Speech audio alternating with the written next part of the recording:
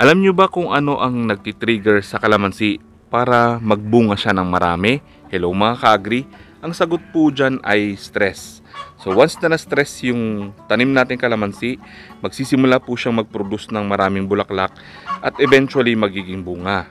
Nature po ng mga crops, hindi lang po ng mga kalamansi, pati ng ibang mga tanim, ng mga gulay, once na na-stress sila, nagpuproduce po sila ng mga bunga na magpapatuloy po ng kanilang susunod na generation. Kaya kapag ka nai-stress po yan sila, mapapansin natin magbo-bloom yung mga bulaklak. Ito po yung mga sample ng stress na nakakaapekto para magsilabasan yung mga bulaklak ng tanim natin kalamansi. Una, yung pruning. So once na nagpo-pruning po tayo, nasasaktan yung puno, naglalabas po yan siya ng mga bulaklak kasi akala niya patapos na yung kanyang life cycle. Yan din po yung pinapractice ng mga nakakatanda, ng mga farmer. Yung mga fruit trees na ayaw magbunga, ang ginagawa po nila, tinataga-taga nila yung puno para daw dumami yung bunga.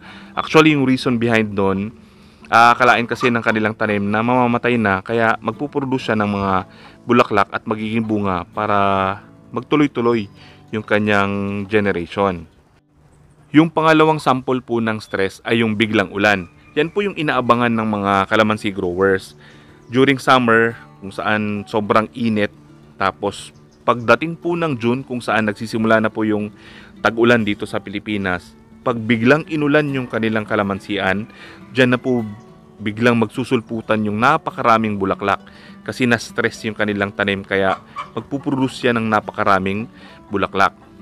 Tapos yung mga bulaklak na yan, ang harvest date niyan ay September na. Kaya mapapansin natin, during September, napakamura ng kalamansi kasi marami pong harvest sa mga panahon na yan.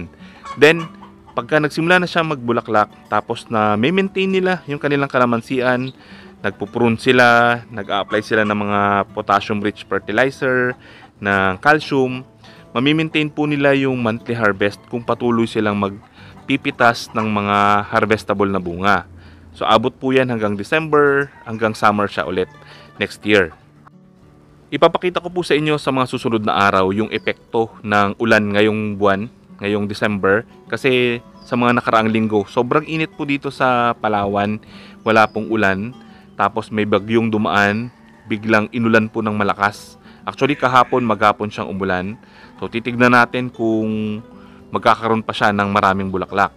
So kailangan natin siyang alalayan ng mga fertilizer. So ginagamit kong fertilizer dito yung swamp fertilizer natin. So tuloy-tuloy pa rin po yung kanyang pagbubunga. May mga pitasin na po na iba, may mga maliliit pa dito sa ilalim. Tapos may mga bulaklak pa. So titignan natin kung gaano kalaki yung epekto nung biglang ulan na yon sa tanim natin kalamansi.